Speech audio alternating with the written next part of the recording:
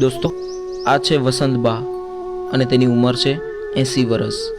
તમે જોવો છો તે પ્રમાણે કે તે અત્યારે એકલા કેવી પરિસ્થિતિમાં રહી રહ્યા છે. દોસ્તો, કદાચ કોઈ દુશ્મનને પણ આવો સમય ના જોવા મળે એવી ભગવાનને પ્રાર્થના કરીશ. વિડીયોને શેર કરજો તમારા દરેક ગ્રુપમાં.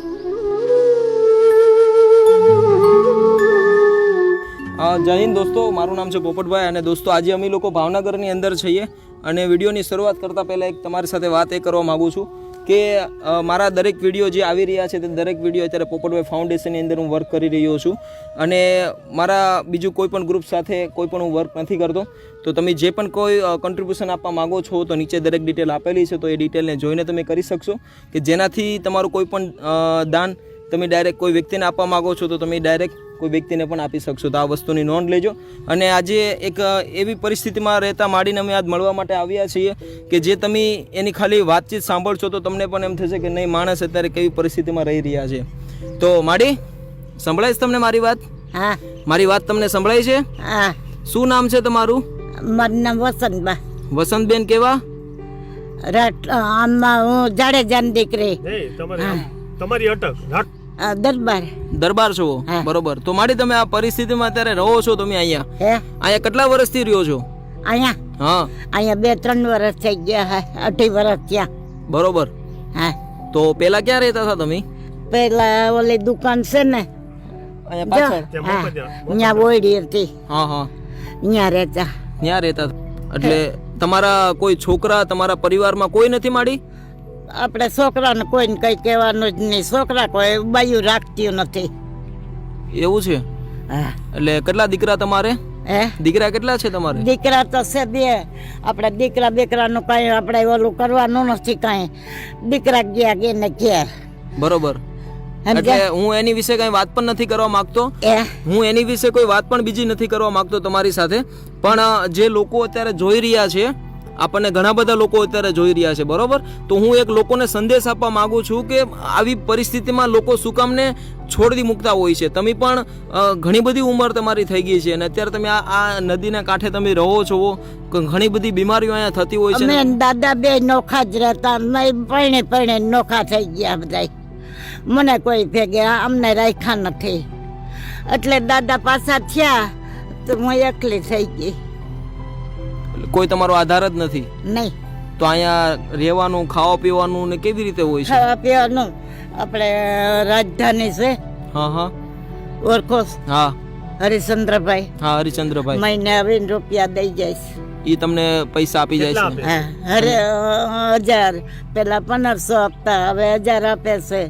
1000 રૂપિયા મહિને આપી જાય છે. બરોબર. ને એમાં તમારું આ ગુજરાન ચલાવો છો? એમાં તમારું આ ગુજરાન ચલાવો છો? બરોબર. તો માડી, આ તમે ઘણા એટલે કે 3 વર્ષથી તમે એકલા રહો છો, તો તમે વરસાદમાં કેવી રીતે મતલબમાં રહેતા હોવ છો? વરસાદમાં શું કરવું? આ વરસાદ હમણાં આવ્યો છે, બહુ જ આવ્યો છે ભાઈ. નાખી ગયા હતા લુગડો તોય પલળી ગયા. તમારી ઉંમર પણ વધારે છે. ટીકણ તો હવે રંધાતું નથી બાપા. કોઈ વાંધો નહીં. અડધી ભૂખી ને અડધી ચડતી એમને મેં પડ્યા રહ્યો છો. 2 જણા લખી ગયા હતા ટિફિન આવી, કઈ ટિફિન આવ્યું નહીં. હાથે રાંધું છું ને હાથે ખાઉં છું. આજ તો ભાઈ દઈ ગયા હતા, નકર હાથે રાંધો ને હાથે ખાઉં છું. એવું છે? તમારું નામ શું મોટા ભાઈ? મારું નામ હરદેવસિંહ.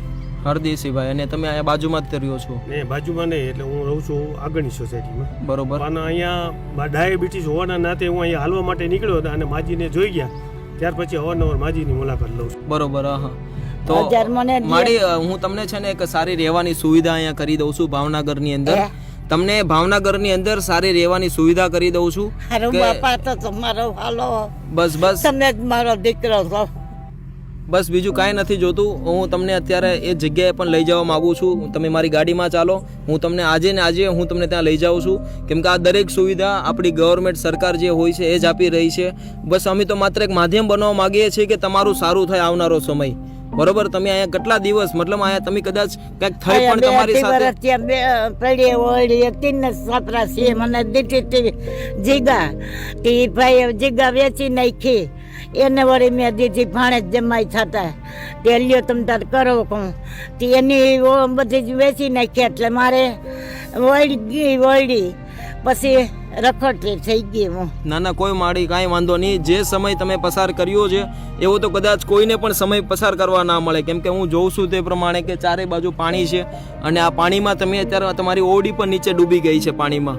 એટલે તમે આવી રીતે ઉપર તાળપત્રી બાંધીને તમે આવી રીતે રહો છો એ બહુ મોટી વાત છે, કેમ કે ઘણા બધા લોકો પેલા પાસે તાલપત્રી નથી બાંધી, આ ભાઈ આવે ને બાંધી ગયા આવે ને. આ પણ નતું કાંઈ અહીંયા. કાંઈ નહોતું. ઓહો તો એ કેવી પરિસ્થિતિમાં તડકે તપતા હતા અને નકર વરસાદમાં પલળતા. લુગડાની એક બેઠી હતી સાંયે. એટલે આ છેલ્લા કેટલા વર્ષોથી આવું થઈ રહ્યું છે? એટલે માનો કે આ છેલ્લા 3 વર્ષથી આ માજી અહીંયા રહે છે. અહીંયા પેલા હમીની સાઈડમાં હમા કાંઠે રહેતા.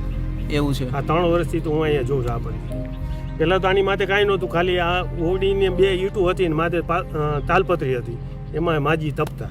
એવું છે. પછી માથે થોડા પતરા નાખ્યા, પણ ઈ તે પાણી ડૂબી ગઈ. એક વખત તો ઓરડી ડૂબી ગઈ, ફરીથી બનાવી તે પાછી ફરીથી આ પાણીમાં ડૂબી છે. ડૂબી ગઈ. ના ના એ તો જોતા જ તે લાગે છે કેમ કે પાછળ નીકળું પાણી જ છે, પાણી છે તો સ્વાભાવિક છે કે એ તો ડૂબી જ જવાનું છે, કેમ કે એનો કોઈ આધાર નથી. બરોબર, પણ કોઈ વાંધો નહીં. આપણી સરકાર જ તે આપણને બહુ સારી સુવિધા આપે છે, તો આપણે માંડીને અત્યારે ત્યાં લઈ જઈએ અને ત્યાં તમારી બહુ જ સારી સાર અને સંભાળ રાખવામાં આવે છે અને ત્યાંથી તમારી પાસેથી કોઈ રૂપિયો પણ લેવામાં નહીં આવે. બરોબર, અમારું ફાઉન્ડેશન જ તમને બધો સપોર્ટ કરશે.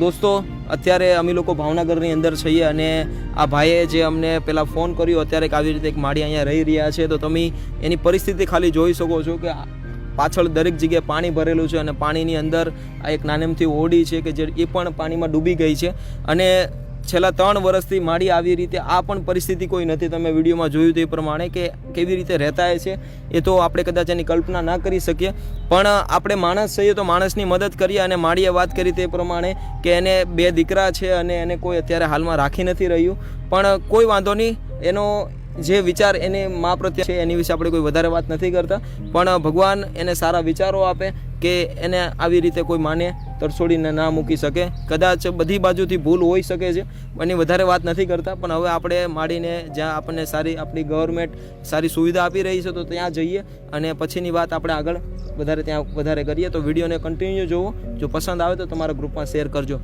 તો માડી તમે અત્યારે મારી સાથે ચલો, હું તમને ત્યાં લઈ જાઉં છું અને ત્યાં તમને વ્યવસ્થિત ત્યાં રહેવાની સુવિધા પણ અપાવું છું. બરોબર, તો ચાલો મારી સાથે તમે.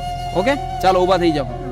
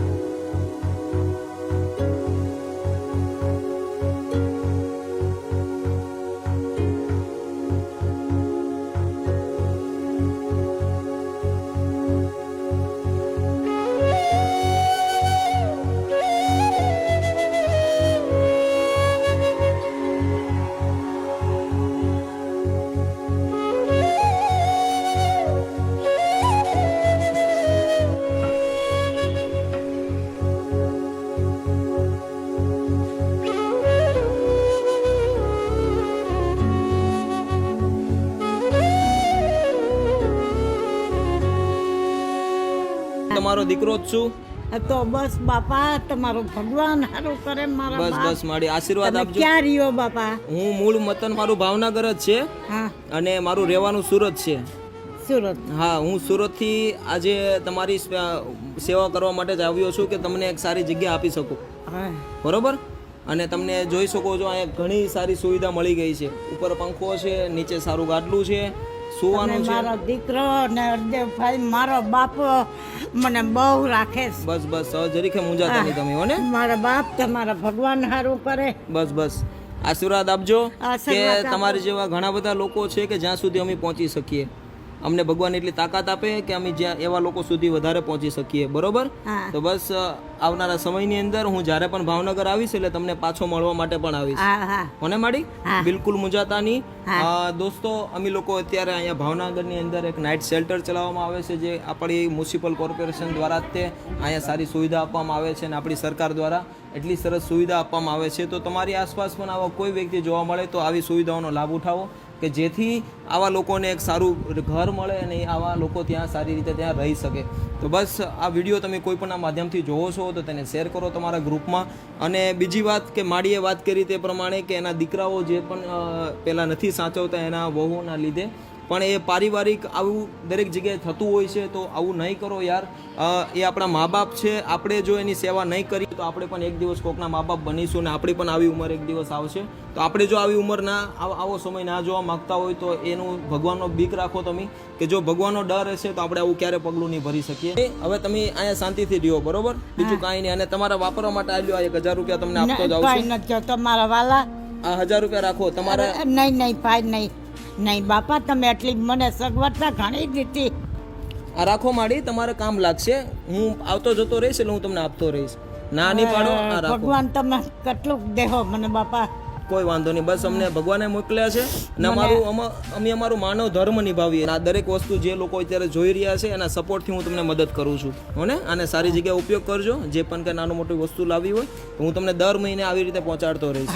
હોને માડી, તમારું ધ્યાન રાખજો. હો બાપા. મળીશ આવીશ. હું ઓળખું નહીં તો તમે ઓળખાણ કાઢજો બાપા.